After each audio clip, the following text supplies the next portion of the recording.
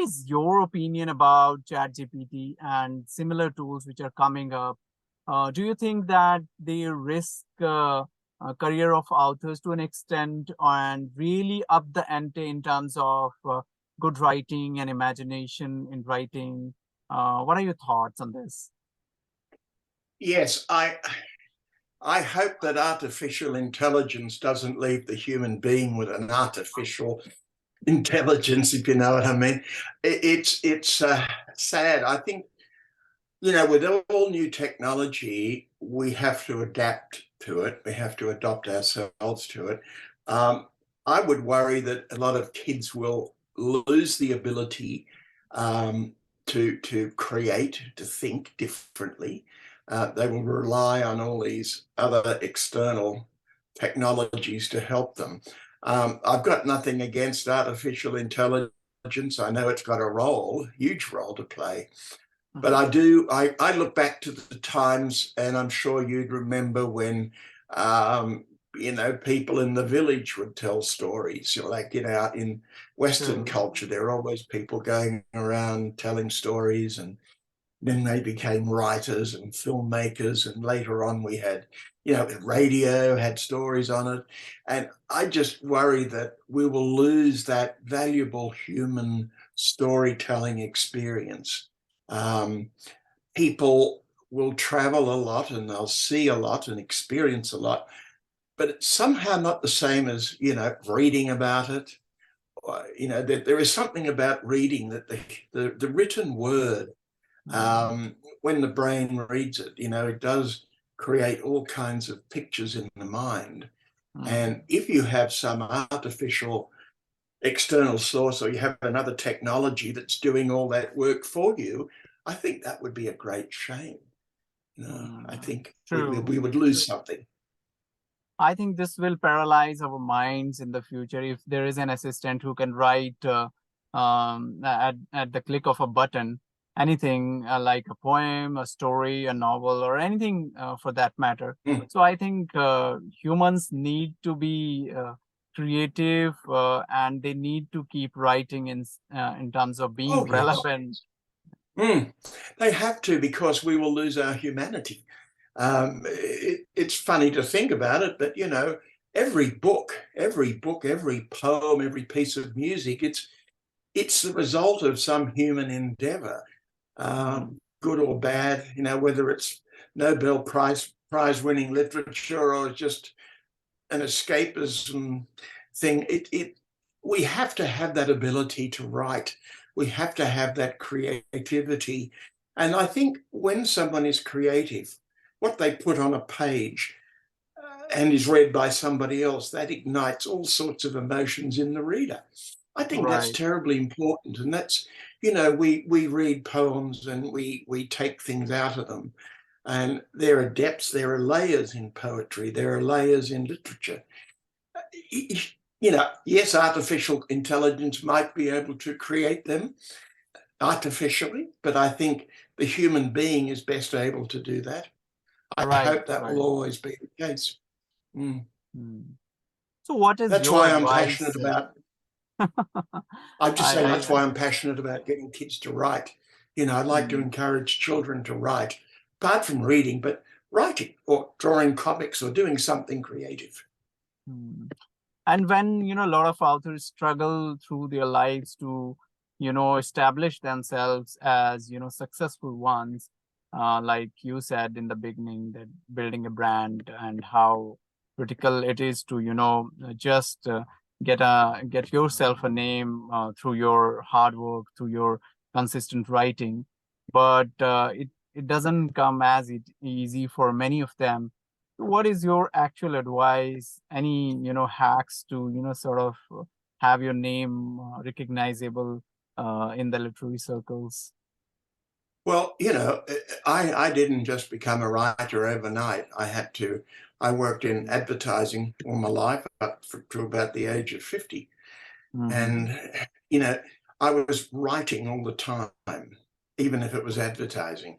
And occasionally I'd write a bit of drama on the side. But I was always writing, and I was always heading towards the point where I could become a writer. I think I had to get a what I would call a window of opportunity. And by that, I mean, I had enough money to stop work and Okay. pause. And, you know, I think that's important sometimes. You need to step out of a job. You can't really be very good at two different things. You know, you need, True. you know, although if you're a dentist and a writer, okay, drilling teeth is not like, it's not like creative work. But, you know, for most No, writers, I you know, I think, agree. I can't agree more because I see in my personal case, I have to work in my day job and then also run literary art in my personal time, also spend time on my own writing. So it's not as easy as it sounds. But at the same time, it's very critical, I believe, in the beginning of your life or maybe in your middle life to work somewhere to gain some experience that you can utilize to create stories and narratives, mm, etc. yes, no, you're right. You have to, in fact, a lot of us are sort of late bloomers. In our Hmm. early years, we're so busy setting up families and doing career development, we don't have time to write and express ourselves. And I think we learn a lot as we grow older. And in fact, I think perhaps, unless you're very talented, what you write in your 20s and 30s probably isn't that good. You know, when you Hmm. get older and there's more experience, more life lived, that Hmm. will bring out, you know, more emotion from you, a better standard of work, perhaps, you know. Hmm. So I think if people are worried life is slipping away, don't Hmm. be, because, you know, sometimes you're meant not to write until you're ready. Um, Right. I have a friend of mine, Indra Sinha, who he was a finalist in the Booker Prize. He's an Indian writer living in France. And Hmm. Indra always says, don't write until you're ready.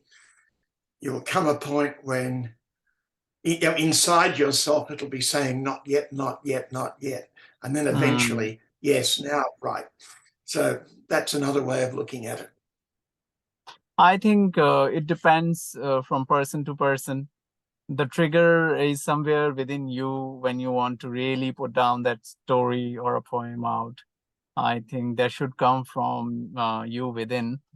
And it does come when you see really good works in Yes, front of you, read through them, and really enjoy those stories, poems, or any of the literary works that, for that matter. that's right. You're right. You're absolutely right. And you shouldn't panic and you shouldn't try and hurry it. You know, you can write in your 40s and 50s and 60s. You can write in your 70s. It doesn't Mhm. matter. Um, just let it build up inside you. You know, don't feel sidelined, you know. But I guess I've always thought of myself as lucky that I was Mhm. in the right place at the right time. The kids were ready, I was ready, and it just went from there. That, you know, Mhm. at that stage, I was, well, I wasn't in my 20s, 30s, or 40s. I was a lot older. Mhm. Right.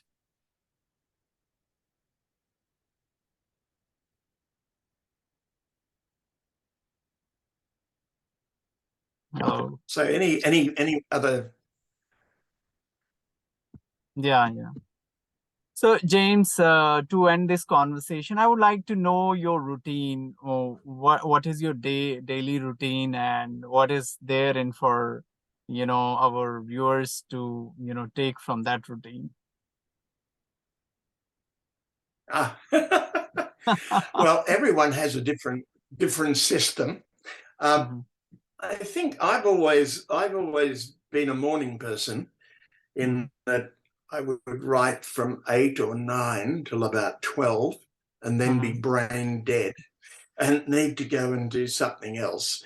Of late, I've begun writing more in the afternoon. You know, it doesn't really matter. I don't really have a fixed routine. Um, Mhm. as long as I get about 3 or 4 hours of good work done every day. In 3 or 4 hours of work might mean 5 pages, 6 pages, 10 pages. It Right. depends. You know, very Mhm. often I'll spend a lot of time thinking, and that by the time I get to the computer, I'm just putting down what I've already thought about in Mhm. my head. It's all Right. sorted upstairs. I've just got to get it onto the keyboard. True, true. I think that's very, honest kind of answer. And it depends, I believe, from person to person, how he or she feels creative during the day and what is the best time of their mind to, come out with those, golden words. Yeah. Well, it's all about circadian rhythms. But as you get older, you tend to slow down a bit. That's inevitable. Mm, And I found that sometimes, some days, it's very difficult to write at all. And mm, then you try and make it up the next day. But I think it's good to take the pressure off yourself, because I think when you're writing rubbish, and when you're writing okay stuff. And you can sometimes be writing away and you put a joke. I mean, I'm writing a kid's story, and suddenly a little joke appears, and I think, oh, that's good, I'll put that in. And you tend to, sometimes the writing takes you along. You have it in your mind where you're going, where you're going to end, your stories. Basically, I never write So you to go with the plotted flow that out way. notes, never. Yeah. Yeah, I go with the flow, and if the story takes me a certain way, I go, oh, well, I can always delete it and cut and paste, but I'll go along and see where it takes me. And it's not a bad way of doing it. It's sometimes, I think, if you use that way, if you plot everything out in detail, you're Mhm, sort of filling in the dots a bit.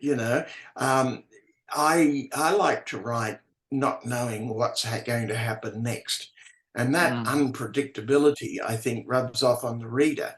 That if the author doesn't quite know what's coming up, neither will the reader, and you mhm. avoid that terrible stereotyping, book, where you can read it and you think, I know what's going to happen next, and it does, and so on, But I like to be a bit more surprising than that, particularly with kids as readers. True, true. So, James, thank you so much for taking out time and being our guest, sharing so many My details about pleasure. you and the secrets of, making a literary brand. That's really awesome. And I'm sure Good. our readers would love it. And we will connect again, because I think there Please. is so much more that we can get out of you in these conversations. Maybe sometimes next month we will connect again on a different Yeah, that'd topic, be which is great. That'd be slightly really related super. to, yeah, literature. Thank you so much. Okay, that's fantastic. Thank Okay, you. thank you. All the Thank best. you. Bye.